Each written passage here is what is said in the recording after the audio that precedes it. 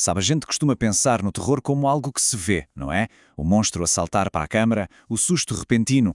Mas, na verdade, o medo mais a fundo, aquele que fica connosco, raramente vem do que vemos. Vem do que nos é sugerido, daquilo que a nossa própria mente é obrigada a criar no escuro. E é exatamente isso que vamos desconstruir hoje. Como é que poucas palavras podem criar um pavor gigante? Vamos a isso. Olhem bem para isto. Não é nenhum poema, a escrita é até um bocado crua, mas com tão pouco cria uma imagem mental que é logo desconfortável. Não há descrições, não há grande história, só o essencial. E o impacto é inegável, porque esta frase, assim simples como tem o ADN do medo puro. A grande questão é, porquê? O que é que tem aqui que nos mexe tanto? Não há sangue, não há violência, nem sequer temos a certeza de que a ameaça é real. Então, de onde é que vem aquele arrepio? Bem, a resposta está na forma como o nosso cérebro reage a uma coisa muito específica: a incerteza. Basicamente, este tipo de medo constrói-se sobre 3 pilares. O primeiro, claro, é a ameaça invisível. Não saber o que está a fazer aquele barulho é muito mais assustador do que ver o bicho. E isso ativa logo o segundo pilar, o poder da nossa imaginação.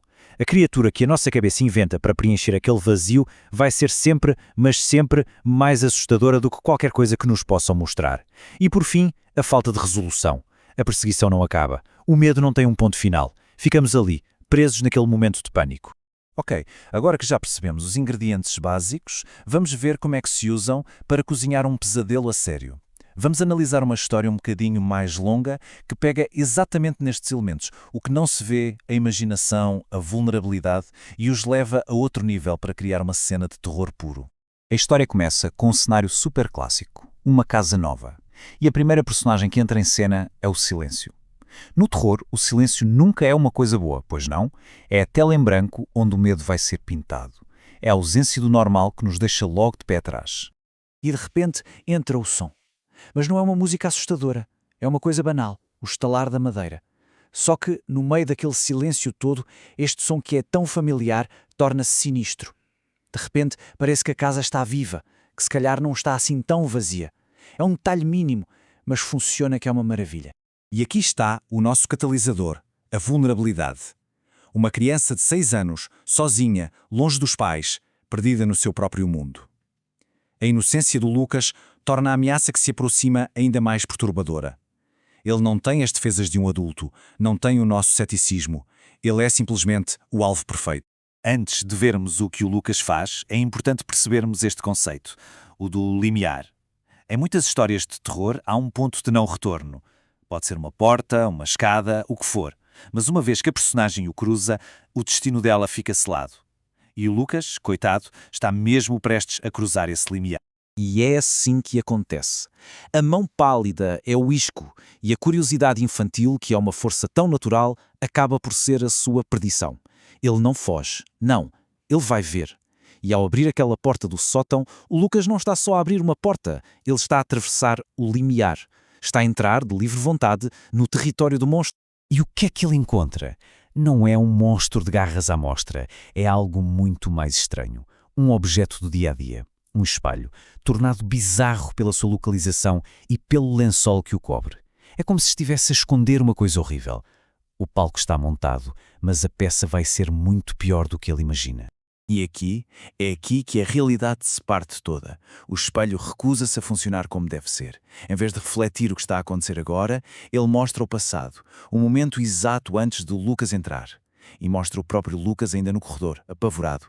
O espelho não está a refletir, está a aprisionar.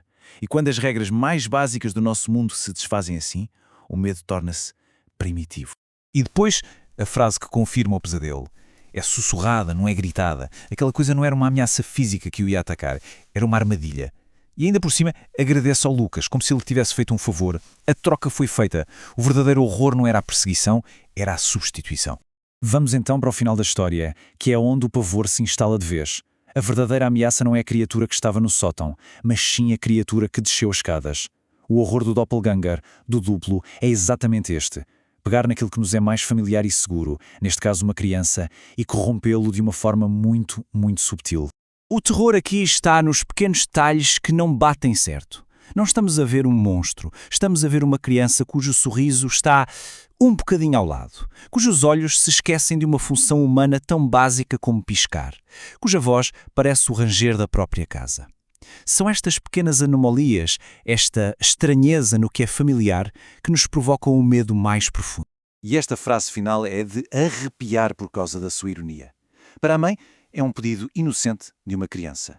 Para nós, que sabemos a verdade, é a confirmação de que o monstro está a voltar para o seu covil, para o sítio onde o verdadeiro Lucas está agora preso.